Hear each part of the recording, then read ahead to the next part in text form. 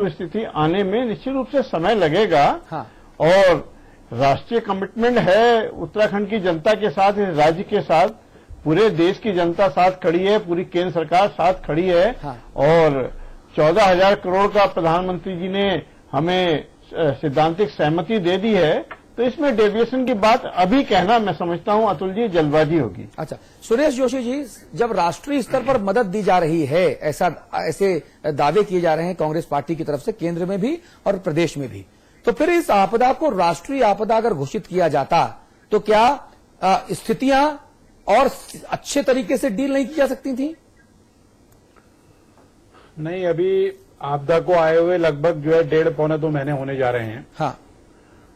स्थिति आज तक भी ये है कि सरकार एक तो आपदा का आकलन ही नहीं कर पा रही है। हाँ। और दूसरा विषय क्या है कि जो आकलन जिनको करना चाहिए, अभी आपने इससे पहले उत्तराखंड के चीफ सेक्रेटरी महोदय की बाइट दिखाई थी। हाँ। तो वो भी अभी जब प्रदेश के सर्वोच्च पद पर बैठा हुआ आईएएस अधिकारी भी अभी लगभग की बात कर रहा है, एक्यूरेट उनके पास कुछ ही नहीं है। नहीं, इसीलिए मैंने डेफिनेशन का सवाल पूछा।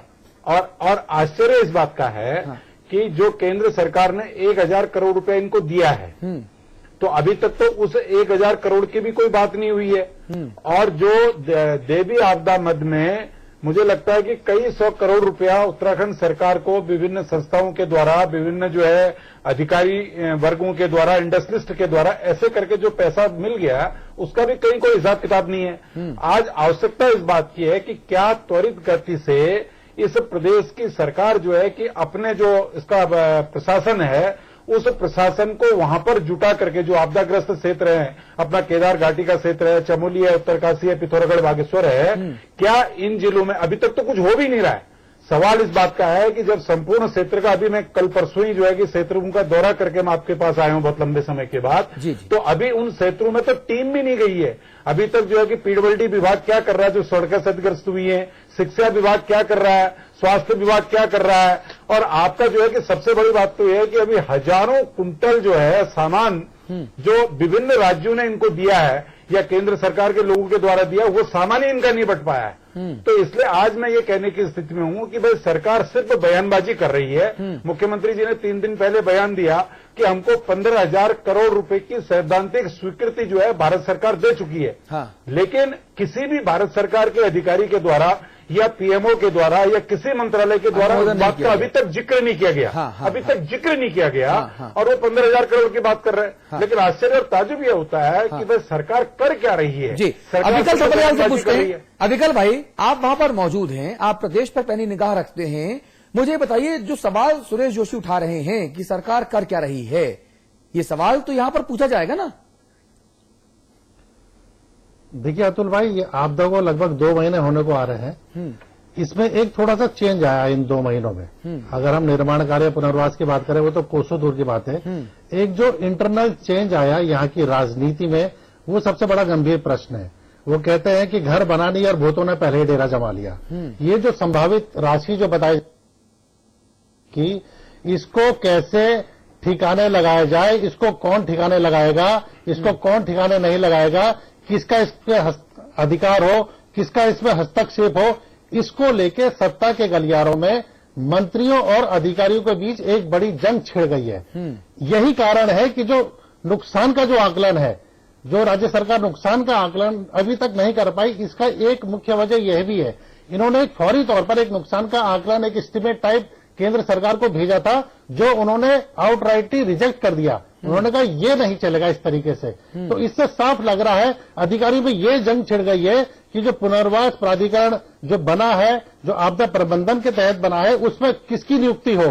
मंत्रियों में ये जंग छिड़ गई है कि ये मेरे अंडर में रहे या तेरे अंडर में रहे, ये केंद्र के अंडर में क्यों रहे, क्योंकि केंद्र में भी इसमें 11 कमेटियां अभी तक बनाई जा चुकी है। नुकसान का आकलन नहीं हो रहा, लेकिन आपदा प्रबंधन और पुनर्वास को लेके 8 कमेटियां उत्तराखंड में बनी है और 3 कमेटियां केंद्र सरकार ने बनाई है। तो यहाँ ये भी सवाल उठता है कि जो प्रधानमंत्री की अध्यक्षता में जो मंत्री समूह की जो कमेटी गठित हुई है, वो क्यों हुई है?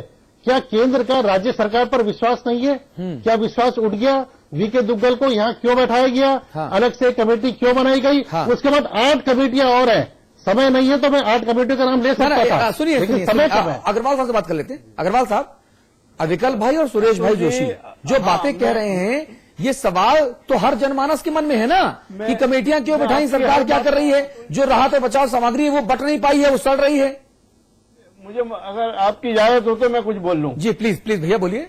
हमारे सुरेश जोशी जी ने बड़ा आसान काम पकड़ लिया है, सिर्फ आलोचना करने का। ये आसान काम सब भाजपा नेताओं ने आजकल पकड़ रखा है कि आलोचना करें। क्या करें आप उनको सत्ता में सुझाव मांगे गए थे, जब सुझाव मांगे थे हमारे मुख्यमंत्री जी ने, विजय भगोड़ा जी ने, हाँ। तब सुझावों का अकाल पड़ा हुआ था भाजपा नेताओं के पास। हाँ। और आज तो आलोचना दिल खोल कर आलोचना कर रहे हैं, उसमें कहीं कंजूसी हमारे ये भाजपा के नेता बिल्कुल नहीं बरत रहे हैं। और भाजपा के और अविकल भाई मुख्यमंत्री ना अविकल भाई भी बीजेपी ज्वाइन कर लिए हैं क्या? बोलने दीजिए ना अविकल भाई बीजेपी ज्वाइन कर लिए हैं क्या?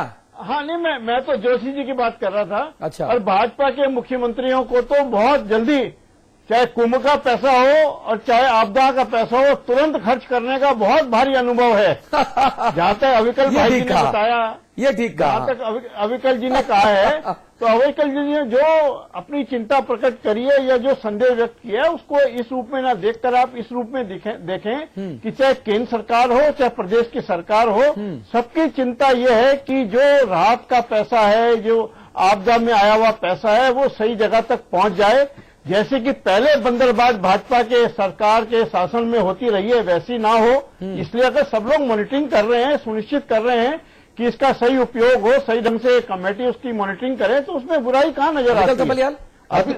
अतुल भाई, सुरेंद्र भाई ने जो कहा कि भाजपा इसमें राजनीति कर रही है और आरोप लगा रही है, मैं बड़े दुख के साथ कहता हूं कि भाजपा इस समय कुछ नहीं कर रही है। जो विपक्षी धर्म का पालन करना चाहिए था वो भी नहीं कर पा रही है, वो कांग्रेसी ही कर रहे हैं। हर 24 घंटे में विधानसभा अध्यक्ष तो अंतर कलह। अरे भैया आप समझो, अंतर कलह के चलते opposition with in the party पैदा हो गया ना। नहीं, वो अपोजिशन नहीं है, वो तो लोकतंत्र की महिमा है। नहीं कांग्रेस का लोकतंत्र ना कांग्रेस के अंतर कलह लोकतंत्र और बीजेपी के अंतर कलह सिर्फ अव्वल। मैं सुरेंद्र भाई जी को ये बता दूं कि हाल ही में सतपाल महाराज जी ने दिल्ली में बैठकर ये कहा कि मुख्यमंत्री हवा में उड़ रहे हैं, सड़कों से चले तो पता लगेगा कहां सड़क है और कहां गड्ढे हैं। गोविंद सिंह कुंजवाल हर 24 घंटे में एक बार जरूर सरकार को कोस रहे हैं, और यशपाल आर्य ने भी एक बार कहा। तो जो काम बीजेपी को करना चाहिए था वो कांग्रेस में ही हो रहा है। ये सब अंतर कला का नतीजा। और ये संभावित बंदर बांट को लेकर जो मैंने पहले कहा, जो खींचतान चल रही है, उसके कारण भी जो हमारा नुकसान तो क्या बीजेपी वाले राजनीतिक प्रवास में है? नहीं, उनको मोदी जी मूल मंत्र दे गए कि आप कुछ ना बोलें। जोशी जी, अतुल आज जी, के नमूनिया हो रखा है।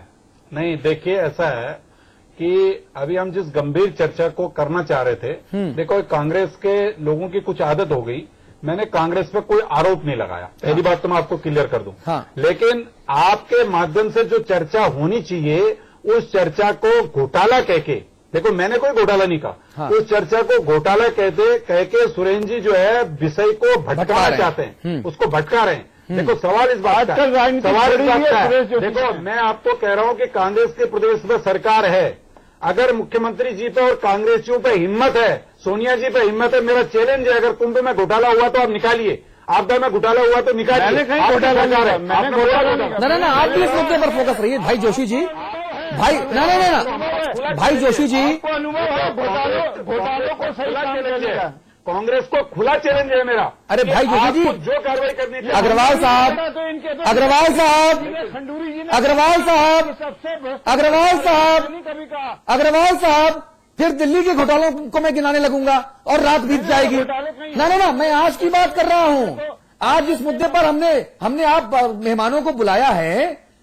आप कृपया उस अतिथि देवो भव के धर्म का मुझे पालन करने दें और उस मुद्दे विशेष पर हम फोकस रहें। जोशी जी, देखिए अतुल जी, मैं उस बात पे आ रहा हूं जिस बात को आपने जिक्र किया। देखो पहली बात तो ये है, हमने स्टार्टिंग से आज तक कहा है कि भारतीय जनता पार्टी आपदा पे कोई राजनीति नहीं करना चाहती है। हाँ। हमको सुरेंद्र जी ने कहा कि आपको मुख्यमंत्री जी को सुझाव देना चाहिए। मुख्यमंत्री जी ने जब बैठकें बुलाई तब हम प्रतिपक्ष के नाते उनके पास गए और हमने निवेदन पूर्वक उनसे कहा कि भाई ये काम आपको इस अवधि में करना चाहिए। लेकिन सवाल इस बात का है कि क्या मुख्यमंत्री जी ने प्रतिपक्ष की बातों को गंभीरता से लिया? आज तक एक भी विषय को उन्होंने गंभीरता से नहीं लिया। और जो आज भी हम बात कर रहे हैं, देखो हम इस बात पर नहीं जा रहे हैं, हम तो ये कह रहे हैं कि 1,000 करोड़ रुपए आपको मिला है तो आप खर्च क्यों नहीं कर रहे हैं? तुरंत खर्च करते हैं, कैसे खर्च करते हैं वो अनुभव भी बांट लीजिए। नहीं देखिए प्लीज, वो अनुभव भी बांटिए ना। अग्रवाल साहब बिलो द बेल हिट मत कीजिए प्लीज। नहीं 1,000 अग्रवाल साहब मैं दिल्ली के बारे में गिनाने लग जाऊंगा फिर। बनना चाहिए ना। अग्रवाल साहब मैं दिल्ली के बारे में गिनाने लग जाऊंगा, प्लीज नहीं, वो प्लीज तो प्लीज न्याय प्लीज। करेंगे। आज का जो न्याय मुद्दा है उत्तराखंड के लोगों के साथ, आप प्लीज न्याय कर कीजिए। आप ऐसे वेग दिशा में मत जाइए प्लीज। उत्तराखंड के लोगों का ख्याल कीजिए भाई साहब प्लीज। अतुल जी, मैं आपसे निवेदन पूर्वक जो है कि पूरे जनता के सामने उत्तराखंड की ये विषय रखना चाहता हूं कि सवाल इस बात का है कि जब आपदा प्रबंधन की आपने बात की कि क्यों नहीं हो रहा है, देखो सवाल इस बात का, इस बात को मैं नहीं कह रहा हूं, मुख्यमंत्री जी ने पहले कहा कि हम आपदा प्रबंधन एक का बोर्ड बनाएंगे, आपका जो है कि डिजास्टर मैनेजमेंट बोर्ड बनेगा, लेकिन कांग्रेस के अंतर्कलह के कारण इनके एक मंत्री ने लगभग 3 दिन तक जो है वो अज्ञातवास में चले गए। ना जोशी जी मेरी बात दूसरी है। जब आपदा प्रबंधन मंत्रालय बना तब आपने क्या कर लिया जो बोर्ड बना के आप करना चाहते हैं? नहीं, मैं तो अभी की तुरंत की बात कर रहा हूं कि जो आपने कहा कि पुनर्निर्माण के लिए जो रिकंस्ट्रक्शन से होगा उसके लिए जो है कि हम नया जो है कि बोर्ड बना रहे हैं, और वो बोर्ड को मुख्यमंत्री जी अपने मंत्रालय में आवास विभाग में रखना चाहते थे, लेकिन डिजास्टर मैनेजमेंट के मंत्री अपने पास रखना चाहते थे। इनके 7 दिन 8 दिन तो उस बात पर उलझ गए कि आखिर डिजास्टर मैनेजमेंट के अधिकारी पुनर्निर्माण करेंगे या आवास विभाग के मंत्री के मंत्रालय के लोग पुनर्निर्माण करेंगे। पुनर्निर्माण करेगा कौन, पहला विषय। दूसरा विषय यह है कि इनकी जो प्रदेश की नौकरशाही है वो इतनी बेलगाम है कि उस पर किसी की बस नहीं चलती। बेगुना जी का बिल्कुल बस नहीं चलता है। बेगुना जी ज्यादा से ज्यादा एक हेलीकॉप्टर पकड़ के कभी चमोली चल दे रहे, कभी उत्तरकाशी चल दे रहे, कभी बागेश्वर या जोशीमठ चल दे रहे। आज सवाल इस बात का है कि क्या आपने जो है, जो भारत सरकार आपको मदद कर रही, मैं नहीं कह रहा हूं, भारत सरकार के जो प्रतिनिधि यहां पर बैठाए हुए हैं वो पत्र लिख करके सार्वजनिक कर रहे हैं कि state government totally failure, state government के अधिकारी टोटल फेल्यूर है। ये मैं नहीं कह रहा हूं, ये भारत सरकार कह रही है। इसलिए आज सवाल इस बात का है कि हम सबको मिल करके 15 जून से पहले की स्थिति उत्तराखंड की कैसे पैदा की जाए उस पर चर्चा करनी चाहिए। उस पर तो चर्चा हो नहीं रही है। ठीक है अग्रवाल साहब, फाइनल कमेंट प्लीज। अब क्या करें, जोशी जी जो है बिल्कुल राजनीति नहीं कर रहे हैं, और मैं तो निश्चित रूप से अगर ये राजनीति नहीं कर रहे हैं यहां बैठकर तो और कर क्या रहे हैं ये समझ में, ये नई राजनीति का एक्सप्लेन करें। और जहां तक सरकार की मंशा है, सरकार की मंशा स्पष्ट है कि राहत और आपदा के काम में तेजी आनी चाहिए, और जो जिस 1,000 करोड़ को ये कह रहे हैं खर्च नहीं कर पाए, तो मैंने पहले भी निवेदन किया कि करोड़ों हजारों करोड़ रुपए को तुरंत खर्च करने का अनुभव भाजपा के नेताओं को बहुत अधिक है। और दिल्ली में जो कांग्रेस की सरकार बैठी है उसके पास तो कई लाख करोड़ रुपए खर्च करने का अनुभव है। दिल्ली की सरकार का ठीक है Avikal Thapliyal final comment please. सरकार से बेहतर Avikal Thapliyal final comment please. Atul भाई, इस समय जो मुख्य जरूरत है जिस और किसी का ध्यान नहीं जा रहा वो ये है कि 4 जो मुख्य आपदाग्रस्त जिले हैं उनमें करीब 1400 महिलाएं ऐसी हैं कि जो 1-2 महीने के अंदर जिनकी डिलीवरी होनी है। इनमें से कुछ केसेस खराब हो चुके हैं, वहां तक कोई नहीं पहुंच पा रहा है, ना हेलीकॉप्टर पहुंच पा रहा है, ना और कोई संपर्क मार्ग है। तो उनकी जिंदगी बचाने के लिए सरकार को अब ठोस कदम उठाना चाहिए। दूसरा चरण राहत सामग्री का था, वो खुल चुका है कि राहत सामग्री कहां कहां सस्ते गल्ले की दुकानों में बिक रही है। और इन महिलाओं का दर्द आप सब समझ सकते हैं कि कितना बड़ी चिकित्सा सुविधाएं हमें चाहिए इस समय कि इनको कैसे बचाया जाए। ऐसी फोटो छप रही है कि ये किलोमीटर पैदल चल रही है, प्रेग्नेंट महिलाएं किलोमीटर पैदल चल रही हैं, तब जाके ये पहुंच रही हैं। अभी 336 सड़कें पूरी तरीके से बंद हैं राज्य के अंदर, 336, और 373 गांव पूरी तरह कटे में। सरकारी आंकड़ा बता रहा हूं जी, क्योंकि सरकारी आंकड़ा हमेशा कम होता है, तो ये संख्या ज्यादा होगी। ठीक है, तो अभी जरूरत इस बात की है कि इस स्थिति में हम इस दिशा में क्या कदम उठाने जा रहे हैं। ठीक है अमिताभ अग्निहोत्री जी प्लीज संवाद की टिप्पणी कीजिए। देखिए, मुझे दोनों दलों के नेताओं की बात से एक बात तो समझ आ गई कि पुनर्वास और पुनर्निर्माण की चिंता कितनी गंभीर है, ये तो मैं समझ गया। हम दूसरे से कहते हैं कि विषय बहुत गंभीर है, लेकिन हम शायद उस पर उतनी गंभीरता नहीं दिखाते जितनी गंभीरता की अपेक्षा है इस मसले पर।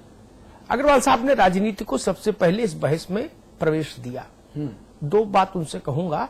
भाटी आयोग पर क्या हुआ, उसकी जांच जो दरोगा को दी थी वो दरोगा कहां तक पहुंचा, किसी को बताएंगे कभी कि नहीं? ये वो दरोगा चुपचाप सो गया? कहीं तो रिपोर्ट का कुछ तो हिसाब किताब होना चाहिए ना। कई महीने हो गए उस दरोगा के पास रिपोर्ट गए हुए, बहुत शोर था। 100 भ्रष्टाचार के मामलों की चिट्ठी देके आप राष्ट्रपति को आए